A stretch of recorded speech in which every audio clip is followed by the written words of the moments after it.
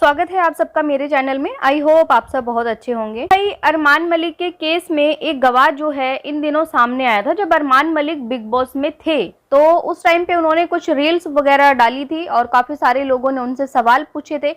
हालांकि कुछ चीजों को उनको नहीं पता था और बाकी सब चीजें कुछ ऐसी थी कि भाई कुछ जो है वो मैच नहीं हो रही। फाइनली जो है उस लड़के ने, जिसका नाम सोहेल खान बताया जाता है, उसने भाई हिम्मत करके एक पॉडकास्ट किया है। पॉडकास्ट में गए थे और वहां पे जाके काफी सारी चीजें बताई हैं और जो कि उन्होंने ऑलमोस्ट रील में बताई थी। वहां पे तो लोगों ने देखिए उनको झूठा करार दे दिया था कि ये झूठा है, फेम खाने आ गया है, ऐसे ही आ गया है, ये है वो है, ये कुछ भी नहीं जानता, बहती गंगा में हाथ धोने आया है, बहुत सारी चीजें।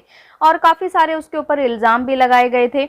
लेकिन उसके बाद फिर क्या हुआ कि उसको जो है एक धमकी भरी कॉल आती है, जिसके बाद उस लड़के ने अपनी जो इंस्टाग्राम रील थी ना उनको प्राइवेट कर दिया था। तो एक दो दिन पहले एक पॉडकास्ट अपलोड हुआ है, मैंने देख लिया था उसी टाइम। लेकिन आज मेरी सब्सक्राइबर ने दोबारा मुझे कमेंट किया कि आपने वो देखा क्या। मैंने कहा हाँ मैंने देख लिया, मैं उस पर वीडियो जरूर लेके आऊंगी और सब लोगों को बताऊंगी कि वो लड़का झूठा नहीं था, उस लड़के की बातों में कहीं ना कहीं सच्चाई थी। देखिए कोई भी इंसान इतनी बड़ी बात ऐसे ही मतलब झूठ मूठ में या फिर गोल मोल करके कभी नहीं बताएगा लोगों को, क्योंकि उसको भी पता है कि ये केस जो है बहुत ज्यादा सेंसिटिव केस है।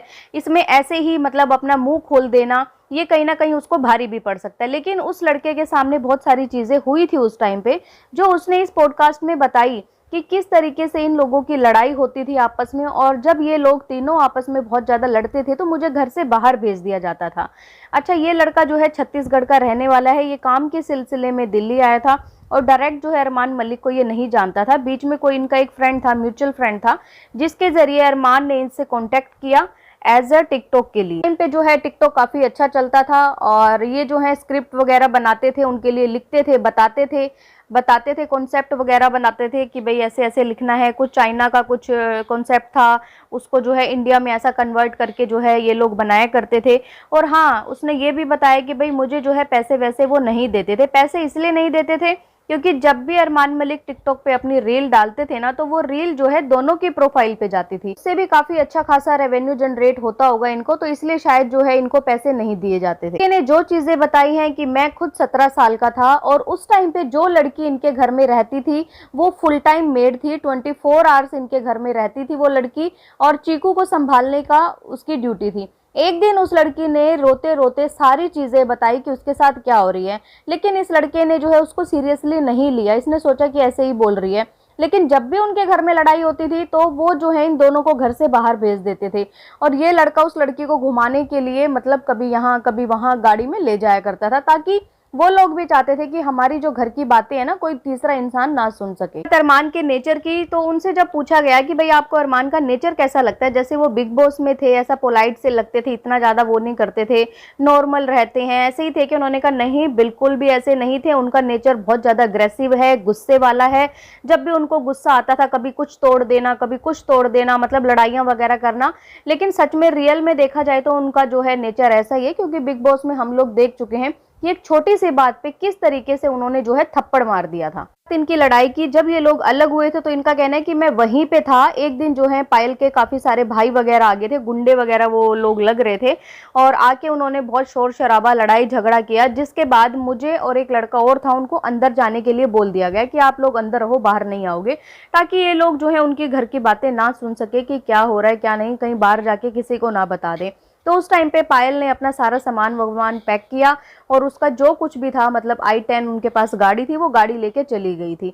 तभी जो है अरमान ने उसके बाद ही ये वाली वीडियो बनानी स्टार्ट की थी, होटल के ऊपर चढ़ के कि मेरे ऊपर ऐसा ऐसा कर दिया है, मेरा सब कुछ लेके चली गई है।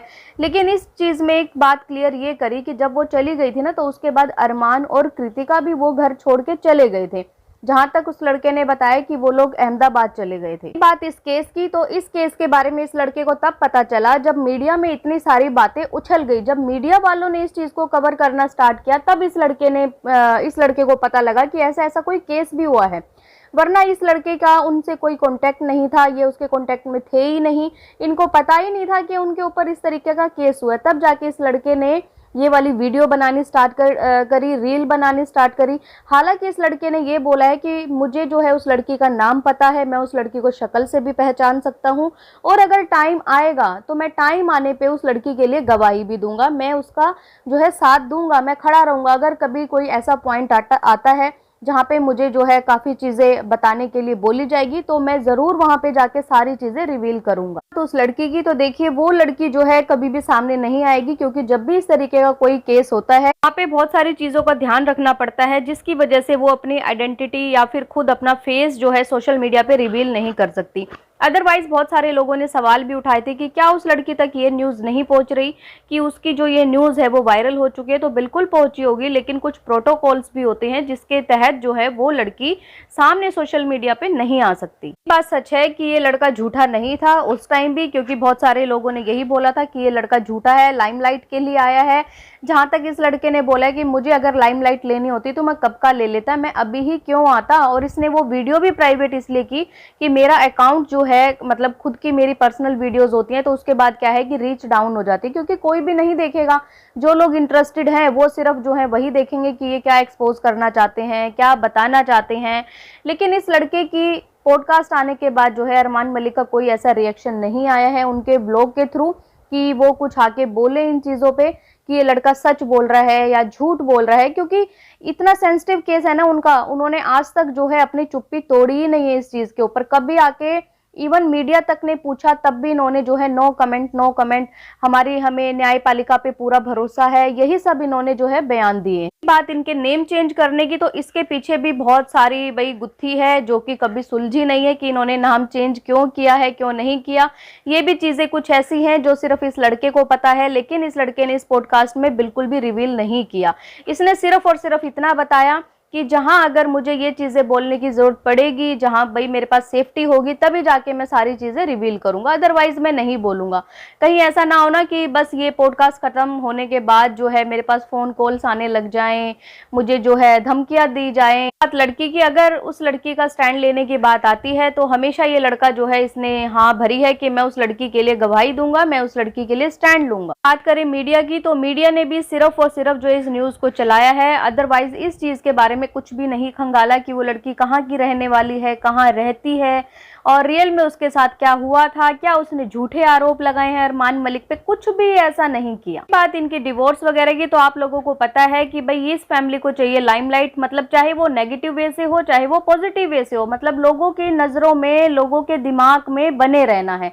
इसलिए जो है ये वाली चीजें ये करते हैं कि अभी मैं डिवोर्स ले रही हूँ, अभी हम हॉस्पिटल एडमिट हो गए, मतलब लोग भाग के देखने जाएं, चाहे वो नेगेटिव ही कमेंट क्यों ना करें। ऐसा कुछ नहीं, इन्हें नहीं चाहिए कि हाँ हमें जो है पॉजिटिविटी मिले या कुछ नहीं, सिर्फ और सिर्फ व्यूज आने चाहिए। अभी आपने व्लॉग देखा होगा जहाँ पे इन्होंने बोला कि मैं कृतिका का नाम हटवा रही हूँ क्योंकि ना इसमें ना स्पेलिंग गलत है। तो यार 8 साल हो गए ये नाम लिखवाए हुए इन्हें, आई थिंक 8 ईयर ही हो गए होंगे जहां तक मुझे पता है।